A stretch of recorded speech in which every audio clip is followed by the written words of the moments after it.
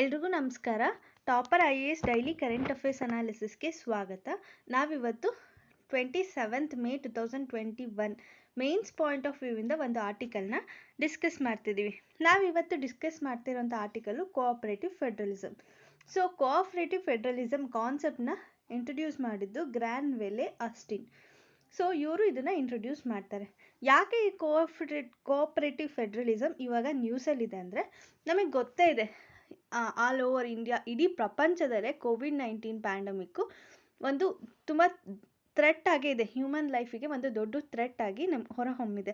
So ಈ ಒಂದು ಏನು ಥ್ರೆಟ್ ಇದೆ ಇದನ್ನು ಸಾರ್ಟ್ ಔಟ್ ಮಾಡ್ಕೊಳ್ಳೋದಕ್ಕೋಸ್ಕರ ಸೆಂಟರ್ ಮತ್ತು ಸ್ಟೇಟು ಒಂದು ಕೋಆಪರೇಟಿವ್ ಮ್ಯಾನರಲ್ಲಿ ವರ್ಕ್ ಮಾಡಬೇಕು ಅಂತ ಹೇಳಿ ಎಲ್ಲರೂ ಡಿಸ್ಕಸ್ ಮಾಡ್ತಿದ್ದಾರೆ.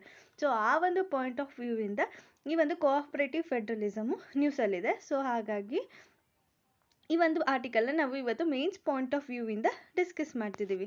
ಸೊ ಕೋಆಪರೇಟಿವ್ ಫೆಡ್ರಲಿಸಮ್ ಅಂತ ಅಂದರೆ ಏನು ಅಂದರೆ, ಸ್ಟೇಟ್ ಮತ್ತು ಸೆಂಟರ್ ಏನಿದೆ, ಸೆಂಟ್ರಲ್ ಗೌರ್ಮೆಂಟು ಎರಡೂ ಒಂದು ಬ್ಯಾಲೆನ್ಸ್ಡ್ ಒಪಿನಿಯನಿಂದ ಅವರು ಆಡಳಿತನ ನಡೆಸಬೇಕು. ಅದನ್ನು ನಾವು ಕೋಆಪರೇಟಿವ್ ಫೆಡ್ರಲಿಸಮ್ ಅಂತ ಕರಿತೀವಿ. ಸೊ ಈ ಒಂದು ಸ್ಪಿರಿಟ್ ಆಫ್ ಕೋಆಪರೇಷನ್ ಏನಿದೆ ಇದು ಸೆಂಟರ್ ಮತ್ತು ಸ್ಟೇಟ್ ರಿಲೇಷನ್ಗೆ ಗೈಡ್ ಮಾಡುತ್ತೆ. ಈಗ ಒಂದು ಕೋಆಪರೇಷನ್ ಕರೆಕ್ಟಾಗಿ ಆಗ್ತಿದೆ ಅಂತ ಅಂದಾಗ ಸೆಂಟರ್ ಸ್ಟೇಟ್ ರಿಲೇಷನ್ನು ಕರೆಕ್ಟಾಗಿದೆ ಅಂತ ಅರ್ಥ. Otherwise it may affect the relation. ಇದು ಸೆಂಟರ್ ಸ್ಟೇಟ್ ಮಧ್ಯೆ ಇರ್ಬೋದು, ಇಲ್ಲ ಸ್ಟೇಟ್ಸ್ ಮಧ್ಯೆ ಇರ್ಬೋದು, ಸ್ಟೇಟ್ಸ್ ಪಂಚಾಯತ್ಸ್ ಮಧ್ಯೆ ಇರ್ಬೋದು, ಮತ್ತು ಅರ್ಬನ್ ಲೋಕಲ್ ಬಾಡೀಸ್ ಮಧ್ಯೆ ಇರ್ಬೋದು. ಸೊ ಇದು ಎಲ್ಲದ್ರ ಮಧ್ಯೆ ಒಂದು ಕೋಆಪರೇಷನ್ ಇದ್ದರೆ ಮಾತ್ರ ನಮ್ಮ ಇಂಡಿಯಾ ಒಂದು ಫೆಡ್ರಲಿಸಮ್ನ ಅಚೀವ್ ಮಾಡೋದಕ್ಕೆ ಸಾಧ್ಯ. ಸೊ ಅಂದರೆ ಯುನೈಟ್ ಆಗಿ ವರ್ಕ್ ಮಾಡಬೇಕು. ಸೊ ಯುನೈಟ್ ಆಗಿ ವರ್ಕ್ ಮಾಡಬೇಕಂದ್ರೆ ಎಲ್ಲರ ಮಧ್ಯೆ ಕೋಆಪರೇಷನ್ ಇರಬೇಕು ಅಂತ ಹೇಳಿ ಈ ಒಂದು ಆರ್ಟಿಕಲಲ್ಲಿ ಹೇಳ್ತಿದ್ದಾರೆ. ಸೊ ಫೆಡ್ರಲಿಸಮ್ನ ಲ್ಯಾಟಿನ್ ವರ್ಡ್ ಫೋಡಸ್ ಇಂದ ಡಿರೈವ್ ಮಾಡ್ಕೊಂಡಿದ್ದಾರೆ. ಸೊ ಇದ್ರ ಮೀನಿಂಗ್ ಏನಂದರೆ ಅಗ್ರಿಮೆಂಟ್ ಅಥವಾ ಟ್ರೀಟಿ ಅಂತ. ಸೊ ನಮಗೆ ಗೊತ್ತೇ ಇದೆ, America, USA, United States of America ಅಂತ ತಗೊಂಡ್ರೆ ಇದು ಫೆಡ್ರೇಷನ್ ಆಫ್ ಸ್ಟೇಟ್ಸ್. ಅಂದರೆ 50 ಸ್ಟೇಟ್ಸು ಅಗ್ರಿಮೆಂಟನ್ನ ಸೈನ್ ಮಾಡಿ ಮಾಡ್ಕೊಂಡಿರೋವಂಥ ಫೆಡ್ರೇಷನ್ಗೆ ಯುನೈಟೆಡ್ ಸ್ಟೇಟ್ಸ್ ಆಫ್ ಅಮೇರಿಕಾ ಅಂತ ಕರಿತೀವಿ. ಸೊ ನಮ್ಮ ಇಂಡಿಯಾನೂ ಕೂಡ ಯುನೈಟೆಡ್ ಸ್ಟೇಟ್ಸ್ ಥರನೇ ಎಲ್ಲ ಸ್ಟೇಟ್ಸ್ ಆ್ಯಂಡ್ ಯೂನಿಯನ್ ಟೆರಿಟರೀಸು ಸೇರಿ ಇಂಡಿಯಾ ಒಂದು ಕಂಟ್ರಿ ಆಗಿದೆ, ಒಂದು ನೇಷನ್ ಆಗಿದೆ. ಸೊ ಆದರೆ ಯುನೈಟೆಡ್ ಸ್ಟೇಟ್ಸಲ್ಲಿ ಆಗಿರೋ ಥರ ಅಗ್ರಿಮೆಂಟ್ ಅಥವಾ ಟ್ರೀಟಿ ನಮ್ಮ ಇಂಡಿಯಾದಲ್ಲಿ ಆಗಿಲ್ಲ. ಸೊ ಯುನೈಟೆಡ್ ಸ್ಟೇಟ್ಸಲ್ಲಿ ಬೇಕಾದರೆ ಯಾವುದೇ ಸ್ಟೇಟ್ ಬೇಕಾದರೂ ಯಾವಾಗ ಬೇಕಾದರೂ ಆ ಒಂದು ಫೆಡ್ರೇಷನಿಂದ ಆಚೆ ಹೋಗ್ಬೋದು. ಬಟ್ ನಮ್ಮ ಇಂಡಿಯಾದಲ್ಲಿ ಆ ಒಂದು ಆಪ್ಷನ್ನ ಕೊಟ್ಟಿಲ್ಲ. ಸೊ ಇದು ನಮ್ಮ ಕಾನ್ಸ್ಟಿಟ್ಯೂಷನಲ್ಲೂ ಕೂಡ, ಇಂಡಿಯನ್ ಕಾನ್ಸ್ಟಿಟ್ಯೂಷನಲ್ಲಿ ಎಲ್ಲೂ ಕೂಡ ಫೆಡ್ರೇಷನ್ ಅನ್ನೋ ವರ್ಡು ಮೆನ್ಷನ್ ಆಗಿಲ್ಲ. ಸೊ ಇಂಡಿಯಾನ ಯೂನಿಯನ್ ಆಫ್ ಸ್ಟೇಟ್ಸ್ ಅಂತ ಕರಿತೀವಿ, ಅಂದರೆ ಯೂನಿಯನ್ ಆಫ್ ಇಂಡಿಯಾ ಅಂತಲೇ ಕರಿತೀವಿ. ಅದನ್ನು ಮಾತ್ರ ಆರ್ಟಿಕಲ್ 1ನಲ್ಲಿ ಮೆನ್ಷನ್ ಮಾಡಿದ್ದಾರೆ. ಅದನ್ನು ಬಿಟ್ಟರೆ ಎಲ್ಲೂ ಕೂಡ ಫೆಡ್ರೇಷನ್ ಅನ್ನೋ ವರ್ಡನ್ನ ಕಾನ್ಸ್ಟಿಟ್ಯೂಷನ್ ಆಫ್ ಇಂಡಿಯಾದಲ್ಲಿ ಮೆನ್ಷನ್ ಮಾಡಿಲ್ಲ. ಸೊ ನಮ್ಮದು ಫೆಡ್ರೇಷನ್ ಅಲ್ಲ, ಅಂದರೆ ನಮ್ಮದು ಅಗ್ರಿಮೆಂಟಿಂದ ಆಗಿರೋಂಥ ಫೆಡ್ರೇಷನ್ ಅಲ್ಲ. ಇಟ್ ಈಸ್ ಒಂದು ಬಾಂಡಿಂಗ್. ಇದು ಇಂಡಿಸ್ಟ್ರಕ್ಟಬಲ್, ಅಂದರೆ ನಮ್ಮದು ಕಂಟ್ರಿ ಏನಿದೆ ಇಂಡಿಸ್ಟ್ರಕ್ಟಬಲ್ ನೇಷನ್, ಓಕೆನಾ. ಬಟ್ ಡಿಸ್ಟ್ರಕ್ಟಬಲ್ ಸ್ಟೇಟ್ಸ್ದು ಬೌಂಡ್ರಿ ಬೇಕಾದ್ರೆ ಆಲ್ಟರ್ ಮಾಡ್ಬೋದು, ಆದರೆ ನೇಷನ್ ಬೌಂಡ್ರಿನ ಆಲ್ಟರ್ ಮಾಡೋದಕ್ಕಾಗಲ್ಲ. ಅಂದರೆ ಇಂಡಿಸ್ಟ್ರಕ್ಟಬಲ್ ಯೂನಿಯನ್ ಆಫ್ ಡಿಸ್ಟ್ರಕ್ಟಬಲ್ ಸ್ಟೇಟ್ಸ್ ಅಂತಲೇ ನಾವು ಹೇಳ್ಬೋದು.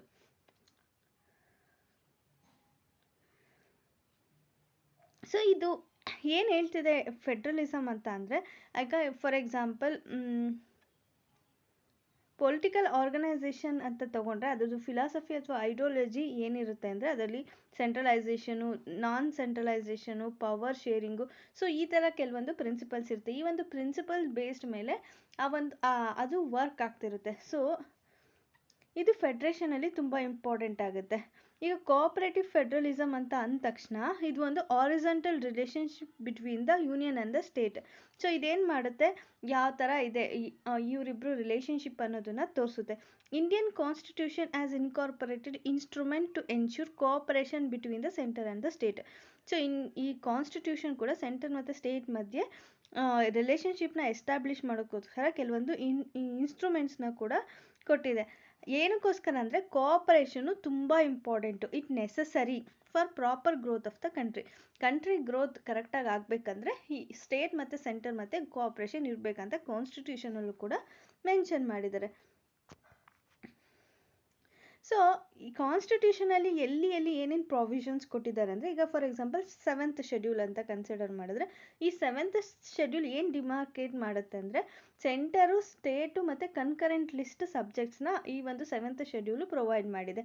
ಸೊ ಈ ಸೆಂಟರ್, ಸ್ಟೇಟ್ ಮತ್ತು ಕನ್ಕರೆಂಟ್ ಲಿಸ್ಟ್ ಏನು ಡಿಮಾರ್ಕೇಟ್ ಮಾಡ್ತಿದೆ ಅಂದರೆ, ಸೊ ಈ ಒಂದು ಕೋಆಪರೇಷನ್ ಆಗಬೇಕಂತ ಅಂದರೆ, ಈಗ ಕಂಟ್ರಿ ಗ್ರೋತ್ ಆಗಬೇಕಂದ್ರೆ ಒಬ್ಬರು ಇಂದ ಅಲ್ಲ, ಸೊ ನಮ್ಮ ಸ್ಟೇಟು ಸೆಂಟರು ಒಟ್ಟಿಗೆ ಸೇರಿ ಕೋಆಪ್ರೇಟಿವ್ ಮ್ಯಾನರಲ್ಲಿ ವರ್ಕ್ ಮಾಡಿದ್ರೆ ಮಾತ್ರ ನಮ್ಮ ಇಂಡಿಯನ್ ಗ್ರೋತು ಕರೆಕ್ಟಾಗಿ ಆಗುತ್ತೆ.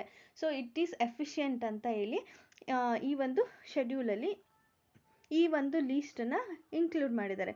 ಈಗ ಫಾರ್ ಎಕ್ಸಾಂಪಲ್ ಎಜುಕೇಷನ್ ಅಂತ ಅಂದ್ಕೊಳ್ಳಿ.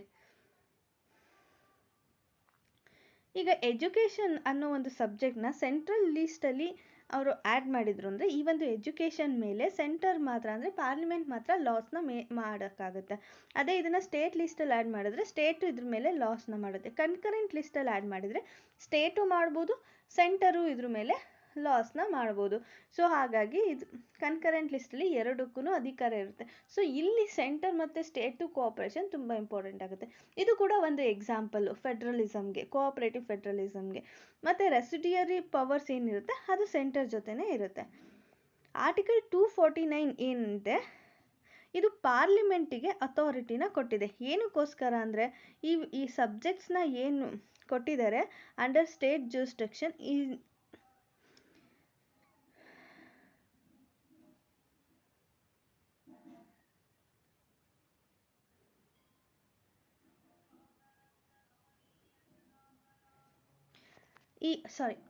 ಈಗ ಪಾರ್ಲಿಮೆಂಟಿಗೆ ಏನು ಅಧಿಕಾರ ಕೊಟ್ಟಿದ್ದಾರೆ ಅಂತ ಅಂದರೆ, ಆರ್ಟಿಕಲ್ 249 ಅಂಡರಲ್ಲಿ ಇಫ್ ಇನ್ ಕೇಸ್ ಏನಾದ್ರು ರಾಜ್ಯಸಭಾ 2/3 ಮೆಜಾರಿಟಿನಲ್ಲಿ ರೆಸೊಲ್ಯೂಷನ್ನ ಪಾಸ್ ಮಾಡಿದ್ರು ಅಂದರೆ ಪಾರ್ಲಿಮೆಂಟಿಗೆ ಸ್ಟೇಟ್ ಲೀಸ್ಟಲ್ಲಿ ಇರೋವಂಥ ಸಬ್ಜೆಕ್ಟ್ಸ್ ಮೇಲೂ ಕೂಡ ಅಧಿಕಾರ ಬರುತ್ತೆ. ಸೊ ಅವಾಗ ಪಾರ್ಲಿಮೆಂಟು ಅದ್ರ ಮೇಲೂ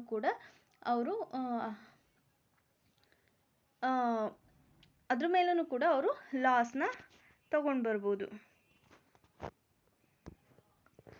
ಸೊ ಇನ್ನೊಂದು ಎಕ್ಸಾಂಪಲ್ ಏನಂದರೆ ಇಂಟಿಗ್ರೇಟೆಡ್ ಜುಡಿಷಿಯಲ್ ಸಿಸ್ಟಮ್. ಇದು another example, integrated judicial system. ಏನಕ್ಕೋಸ್ಕರ ಅಂದರೆ, ಸ್ಟೇಟ್ ಮತ್ತು ಸೆಂಟ್ರಲ್ ಲಾಸ್ ಬಗ್ಗೆ ಏನೇ ಪ್ರಾಬ್ಲಮ್ ಇದ್ದರೂ ಅದನ್ನು ಯಾವುದೇ ಥರ ಎನ್ಫೋರ್ಸ್ ಮಾಡಬೇಕಂದ್ರೂ ಜುಡಿಷಿಯಲ್ ಸಿಸ್ಟಮು ಅವೆರಡರ ಮೇಲೂ ಎನ್ಫೋರ್ಸ್ ಮಾಡುವಂಥ ಅಧಿಕಾರನ ಕೊಟ್ಟಿದೆ. ಅಂದರೆ ಇಂಟಿಗ್ರೇಟೆಡ್ ಇದೆ, ಸೆಂಟರಿಗೆ ಬೇರೆ ಸ್ಟೇಟಿಗೆ ಬೇರೆ ಅಂತ ಇಲ್ಲ. ಮತ್ತು all India service is another example. Article 312 ಅಂಡರಲ್ಲಿ ಇದೊಂದು ಆಲ್ ಇಂಡಿಯಾ ಸರ್ವಿಸ್ನ ಪ್ರೊವೈಡ್ ಮಾಡುತ್ತೆ, like IAS IPS example. Inter state council under article 263. So ಈ ಸ್ಟೇಟ್ ಮತ್ತು ಈ ಸ್ಟೇಟ್ಸ್ ಮಧ್ಯೆ ಏನಾದರೂ ಡಿಸ್ಪ್ಯೂಟ್ಸ್ ಇದ್ದರೆ ಅದನ್ನು ಸಾರ್ಟ್ ಔಟ್ ಮಾಡೋದಕ್ಕೆ ಇಂಟರ್ ಸ್ಟೇಟ್ ಕೌನ್ಸಿಲ್ನ ತೊಗೊಂಡು ಬಂದಿದ್ದಾರೆ. ಈಗ ವಾಟರ್ ಡಿಸ್ಪ್ಯೂಟ್ಸ್ ಇರ್ಬೋದು, ಇಲ್ಲ ಟ್ರೇಡ್ ಡಿಸ್ಪ್ಯೂಟ್ಸ್ ಇರ್ಬೋದು, whatever it may be. ಎರಡು ಸ್ಟೇಟ್ ಮಧ್ಯೆ ಏನಾದರೂ ಒಂದು ಡಿಸ್ಪ್ಯೂಟ್ಸ್ ಇದೆ ಅಂತಂದರೆ ಅದನ್ನು ಸಾರ್ಟ್ ಔಟ್ ಮಾಡೋದಕ್ಕೋಸ್ಕರ ತಗೊಂಡು ಬಂದಿದ್ದಾರೆ ಇದನ್ನು.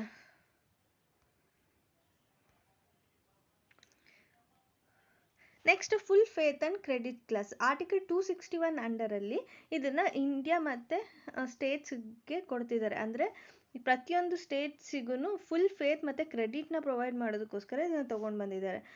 ಇದೇನಕ್ಕೋಸ್ಕರ ಅಂದರೆ ಕೋಆಪ್ರೇಷನ್ನ ಪ್ರಮೋಟ್ ಮಾಡಬೇಕು, ಫೇತನ್ನ ಎಸ್ಟಾಬ್ಲಿಷ್ ಮಾಡಬೇಕು ಸೆಂಟರ್ ಮತ್ತು ಸ್ಟೇಟ್ಸ್ ಮಧ್ಯೆ ಅನ್ನೋ ಒಂದು ಉದ್ದೇಶದಿಂದ ತೊಗೊಂಡು ಬಂದಿದ್ದಾರೆ. Zonal council. ಸೊ ಇದು ಒಂದು ಸ್ಟ್ಯಾಚ್ಯುಯೇಟ್ರಿ ಬಾಡೀಸು. ಇದನ್ನ ಸ್ಟೇಟ್ ರಿಆರ್ಗನೈಸೇಷನ್ ಆ್ಯಕ್ಟ್ ಅಂಡರಲ್ಲಿ ಸ್ಟೇಟ್ ರಿಆರ್ಗನೈಸೇಷನ್ ಆ್ಯಕ್ಟ್ 1956 ಅಂಡರ್ ಅದರಲ್ಲಿ ಎಸ್ಟಾಬ್ಲಿಷ್ ಮಾಡಿದ್ದಾರೆ. ಸೊ ಇದು ಆಲ್ಮೋಸ್ಟ್ 5 ಝೋನಲ್ ಕೌನ್ಸಿಲ್ನ ಎಸ್ಟಾಬ್ಲಿಷ್ ಮಾಡಿದ್ದಾರೆ. ಒಂದು ನಾರ್ತಿಗೆ, ಸೌತಿಗೆ, ಈಸ್ಟಿಗೆ, ವೆಸ್ಟಿಗೆ ಮತ್ತು ಇನ್ನೊಂದು ಸೆಂಟ್ರಲ್ ಪಾರ್ಟಿಗೆ ಅಂತ. ಇದ್ರ ಜೊತೆಗೆ ಇನ್ನೊಂದು ನಾರ್ತ್ ಈಸ್ಟರ್ನ್ ಕೌನ್ಸಿಲ್ನ ಎಸ್ಟಾಬ್ಲಿಷ್ ಮಾಡಿದ್ದಾರೆ. ಇದು ಸಪ್ರೇಟಾಗಿ ನಾರ್ತ್ ಈಸ್ಟರ್ನ್ ಕೌನ್ಸಿಲ್ ಆ್ಯಕ್ಟ್ ಅಂಡರಲ್ಲಿ ಇದನ್ನು ಎಸ್ಟಾಬ್ಲಿಷ್ ಮಾಡಿದ್ದಾರೆ. ಸೊ ಇದು ಕೂಡ ಅನದರ್ ಎಕ್ಸಾಂಪಲ್. ಅಂದರೆ ಸೆಂಟರ್ ಮತ್ತು ಸ್ಟೇಟ್ ಮಧ್ಯೆ ಕೋಆಪರೇಷನ್ನ ಬಿಲ್ಡ್ ಮಾಡೋದಕ್ಕೆ, ಫೆಡ್ರಲ್ ಕೋಆಪರೇಷನ್ನ ಬಿಲ್ಡ್ ಮಾಡೋದಕ್ಕೋಸ್ಕರ ಇವನು ಕೂಡ ತೊಗೊಂಡು ಬಂದಿರೋದು. ನೆಕ್ಸ್ಟ್ ನೀತಿ ಆಯೋಗ. ಇದೊಂದು national institute for transforming India. ಇದು government of India's policy think tank ಅಂತಲೇ ಕರಿಬೋದು. ಇದು ಪ್ಲಾನಿಂಗ್ ಕಮಿಷನ್ನ ರೀಪ್ಲೇಸ್ ಮಾಡಿದೆ.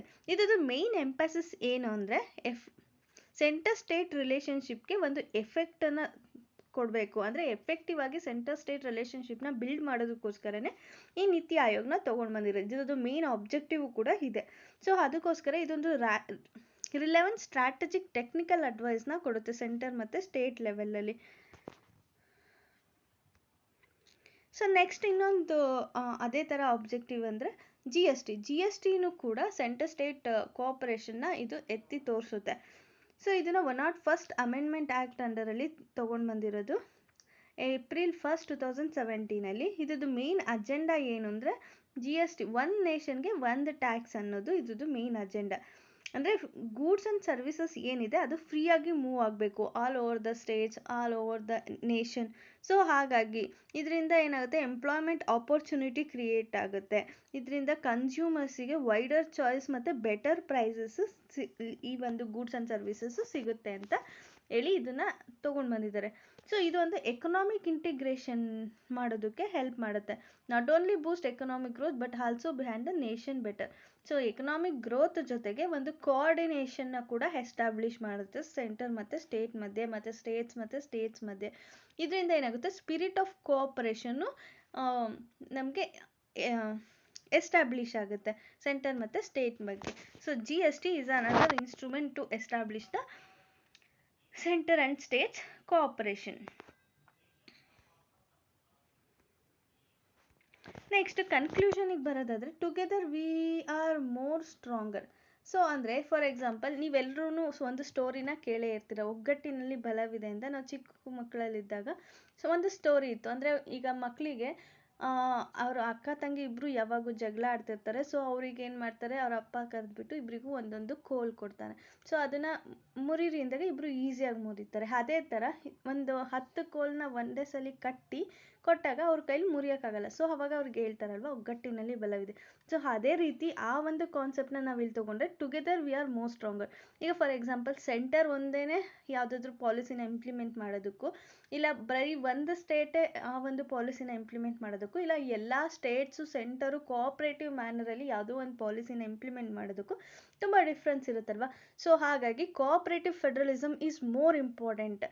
ಕೋಆಪರೇಷನ್ ಮಾಡಿದ್ರೆ, ಈಗ ಫಾರ್ ಎಕ್ಸಾಂಪಲ್ ಒಬ್ಬೊಬ್ಬರಿಗೆ ಒಂದೊಂದು ಐಡಿಯಾ ಇರುತ್ತೆ, we can implement all the ideas here.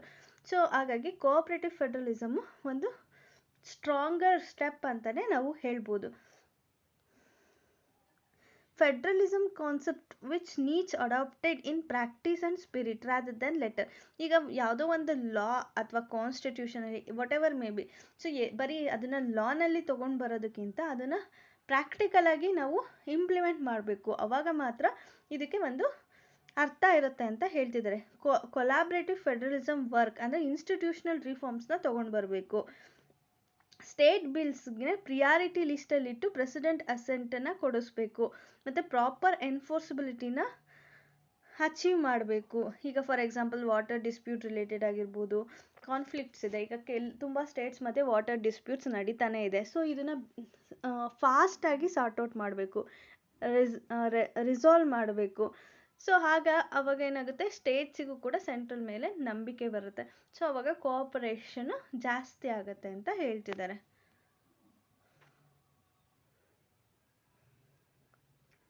So thank you all. If you have any doubts you can ask in the comment section. ನಿಮಗೆ ಇದು PDF ಬೇಕು ಅಂದರೆ ಟಾಪರ್ IAS ಆ್ಯಪಲ್ಲಿ ನೀವು ವಿಸಿಟ್ ಮಾಡಿ ಅದನ್ನು ಡೌನ್ಲೋಡ್ ಮಾಡ್ಕೊಳ್ಬೋದು. ಟಾಪರ್ IAS ಆ್ಯಪನ್ನ ನೀವು ಡೈರೆಕ್ಟಾಗಿ ಪ್ಲೇಸ್ಟೋರಿಂದ ಬೇಕಾದರೂ ಡೌನ್ಲೋಡ್ ಮಾಡ್ಕೊಳ್ಬೋದು. ಅದರ್ವೈಸ್ ಡಿಸ್ಕ್ರಿಪ್ಷನ್ ಬಾಕ್ಸಲ್ಲಿ ನಾನು ಒಂದು ಲಿಂಕ್ ಕೊಟ್ಟಿರ್ತೀನಿ, ಅದ್ರ ಮೂಲಕನೂ ನೀವು ಡೌನ್ಲೋಡ್ ಮಾಡ್ಕೊಳ್ಬೋದು. Thank you all.